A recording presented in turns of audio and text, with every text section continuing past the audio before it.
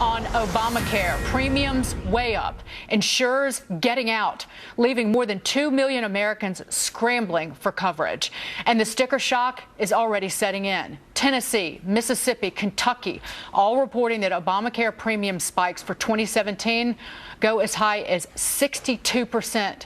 To Betsy McCoy, author of Beating Obamacare, the next round of enrollment for Obamacare starting just before the election. How bad is this thing going to get? Well, it's very bad. Obamacare is in a death spiral. You're going to see very high premiums across the board, about 23% this year, but in some states, as you pointed out, 50% in Illinois, 60% in Tennessee.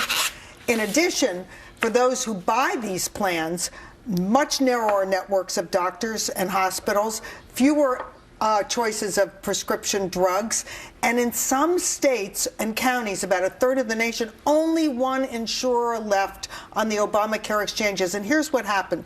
If there were 4 or 5 insurers and now there's only one, all the people that were in all those insurance plans are funneled into that one remaining insurer plan, and they will never be able to get a doctor. They're all calling the same doctors, and they're not getting appointments. Right. There's 70 in a group of states, 18 states in D.C. that McKinsey looked at. 75% of the offerings are HMOs, or the even more narrow, the exclusive provider organizations. That's up from about 55% just 2 years ago. Here's why it's failing.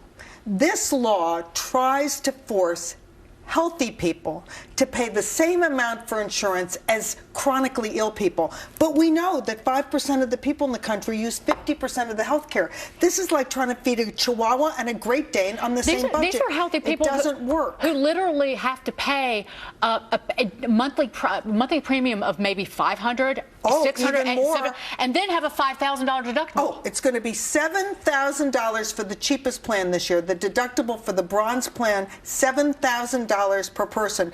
And one indication of what a bad deal this is for anyone except the chronically ill or people who get a totally free ride of 100% subsidy is that already 11 million people are paying the penalty instead of signing up for Obamacare. More people are paying the penalty to stay out of Obamacare than are in it. This is what's happening. It's the if you love your doctor, you can keep him, which is just an outright lie. You have women, say, for example, who are pregnant now, who their insurer is moving out of a state because they can't afford to offer insurance in that state anymore. And so they're looking at having to change doctors and find a different OBGYN the month that they're delivery. Or how about if your child has epilepsy or another chronic condition and you've depended on one doctor all this time and now you're hit with no doctor at all. Well, how do you it's a fix terrible it then, thing. Betsy? Because the Democrats want single payer. They want single payer, period. And that's not going to happen because 165 million people, most of the people in the nation,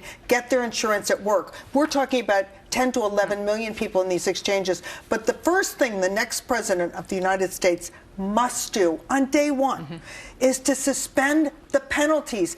11 million people already paying penalties. It's going to be 12 or 14 million this year. Big penalties, $1,000 or more. Why should they pay a penalty when they're faced with no choice, soaring premiums, outrageous deductibles, none of the things that were promised with this law? Betsy, it was good to see you. Thank you. Thank you so much. Thanks for being here on this holiday.